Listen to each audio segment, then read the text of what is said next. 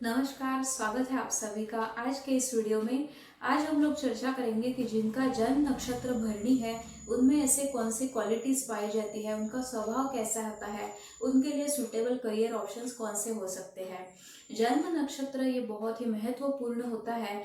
जिस समय हमारा जब जन्म हुआ उस समय चंद्रमा जिस भी नक्षत्र में से गोचर कर रहे होंगे वो हमारा जन्म नक्षत्र हो जाता है। जैसे कि फॉर एग्जाम्पल यदि आज किसी का जन्म हुआ और समझो आज चंद्रमा भरणी नक्षत्र में है तो उसका जन्म नक्षत्र हो जाएगा भरणी। उसका इस जन्म नक्षत्र से उसके स्वभाव के बारे में हमें पता चलता है, क्योंकि चंद्र जो है वो मन के कारक ग्रह होते हैं, इसलिए हमें उसके स्वभाव के बारे में पता चलता है। अभी ये जो भरणी नक्षत्र है ये पूरा का पूरा मेष राशि में पड़ता है। अभी इसके पहला जो नक्षत्र था अश्विनी, वो भी पूरा का पूरा मेष राशि में था, पर दो मेष राशि वालों के स्वभाव भी एक जैसे नहीं होते। और इसका उत्तर है कि हमें नक्षत्र भी देखना चाहिए, क्योंकि नक्षत्र हमारे विश्लेषण को गहराई प्रदान करते हैं। तो हम हमारे विश्लेषण को यदि सिर्फ 12 राशियों तक सीमित रखेंगे तो हमारे प्रेडिक्शन में एक्यूरेसी नहीं आ पाएगी। इसीलिए हमें हमेशा ही नक्षत्र का विचार करना चाहिए। आज इस वीडियो में हम लोग भरणी नक्षत्र के बारे में जानेंगे। अभी ये जो भरणी नक्षत्र है ये मेष राशि में पड़ता है, जैसे कि हमने जाना। तो यहाँ पे मंगल ग्रह की जो ऊर्जा है वो मेंटल तौर पे एक्सप्रेस होती है।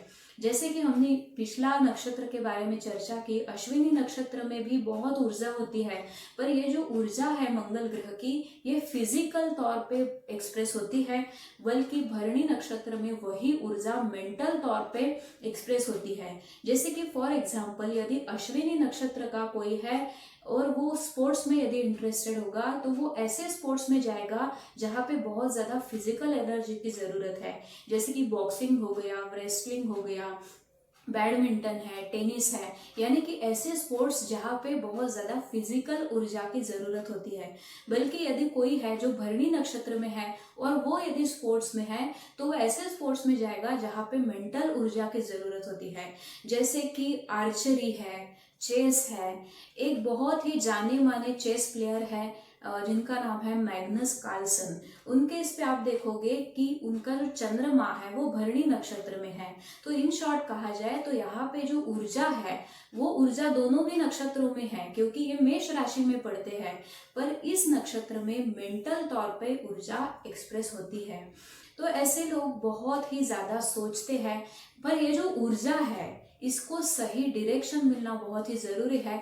यदि हमने ज़रूरत से ज़्यादा वोल्टेज किसी भी मशीन को दे दिया तो क्या हो जाएगा, वो मशीन डैमेज हो जाएगी। उसी तरीके से ये जो इतनी सारी ऊर्जा है इसको सही डायरेक्शन मिलना, सही से वो चैनलाइज होना बहुत ही इम्पोर्टेंट बन जाता है। अभी मैंने ये देखा है कि जो भरणी नक्षत्र के लोग हैं वो बहुत ज़्यादा सोचते हैं। अभी ये जो है ये ऊर्जा यदि निगेटिवली किसी के ऊपर काम कर रही है तो स्पेसिफिकली ये महिलाओं के साथ ज़्यादातर बार देखा गया है कि जो लोग गृहिणी होते हैं और दिन भर घर पे रहते हैं तो बहुत ज़्यादा सोचते हैं। और उसके वजह से क्या होता है, जैसे कि समझो एक गुब्बारा है, उसमें हम हवा भरते ही चले गए तो एक समय आ जाएगा कि वो फूट जाएगा। तो उसी प्रकार से बहुत ज़्यादा सोचना भी सेहत के लिए अच्छा नहीं होता। वो कहते हैं ना कि bad memories are good for health. तो ये लोग बहुत ज़्यादा चीज़ें पकड़ के रखते हैं, बहुत जल्दी भूल नहीं पाते, बहुत ज़्यादा सोचते हैं।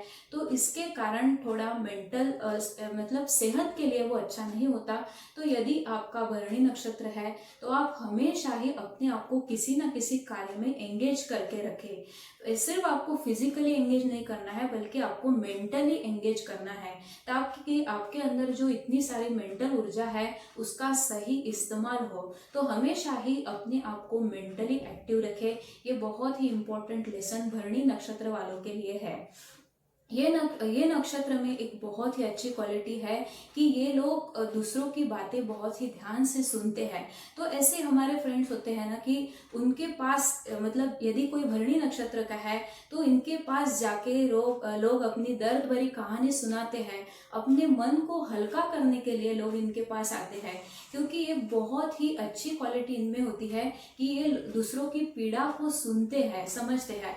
और आजकल दोस्तों सुनने वाला कोई मिलता ही नहीं नहीं है, हर कोई बस बोलता ही चला जाता है। तो ये दूसरों की बातें सुनते हैं, ये बहुत ही अच्छी क्वालिटी इनमें होती है। तो बहुत अच्छे साइकेट्रिस्ट, बहुत अच्छे साइकोलॉजिस्ट हम इस पोजीशन से देखते हैं, बहुत अच्छे गायनेकोलॉजिस्ट भी इस पोजीशन से देखे जाते हैं, क्योंकि इसका जो सिंबल रखा गया है वो है फीमेल रिप्रोडक्टिव ऑर्गन। तो जो भी चाइल्ड बर्थ से जुड़े प्रोफेशन है, जैसे कि कोई रेडियोलॉजिस्ट है जो सोनोग्राफी करता हो, चाइल्ड बर्थ से जुड़े क्षेत्र इसके अंतर्गत आते हैं। इसके साथ साथ भरणी नक्षत्र से हम लोग मतलब जो फीमेल रिलेटेड बिजनेस है, जैसे कि ब्यूटी पार्लर से जुड़े कोई प्रोफेशन है, कोई हीलिंग से जुड़ा कार्य है, एस्ट्रोलॉजी से जुड़ा कार्य है, तो ये भी इसके अंतर्गत आते हैं। अभी भरणी नक्षत्र को फाइनेंस से जुड़ के भी देखा जाता है, तो ये लोग सामने वाले से अपने पैसे कैसे निकलवाने हैं इसमें भी बहुत ही माहिर होते हैं। तो फाइनेंशियल सेक्टर्स भी भरणी नक्षत्र से जोड़ के देखा जाता है। तो ये कुछ प्रोफेशंस थे जो भरणी नक्षत्र से एसोसिएटेड है। भरणी नक्षत्र के जो लोग होते हैं वो बहुत ही कॉमेडी होते हैं, बहुत ही रिलैक्सिंग, बहुत ही एंटरटेनिंग, ऐसी इनकी पर्सनालिटी होती है। इनमें बहुत अच्छी क्वालिटी और एक होती है कि ये फ्रेंड के सामने उतना ही फ्रेंडली होते हैं और दुश्मनों के सामने उतने ही डेंजरस होते हैं, उतने ही क्रूर होते हैं। तो टीट फॉर टैट, ये इन शॉर्ट इनका व्यवहार रहता है।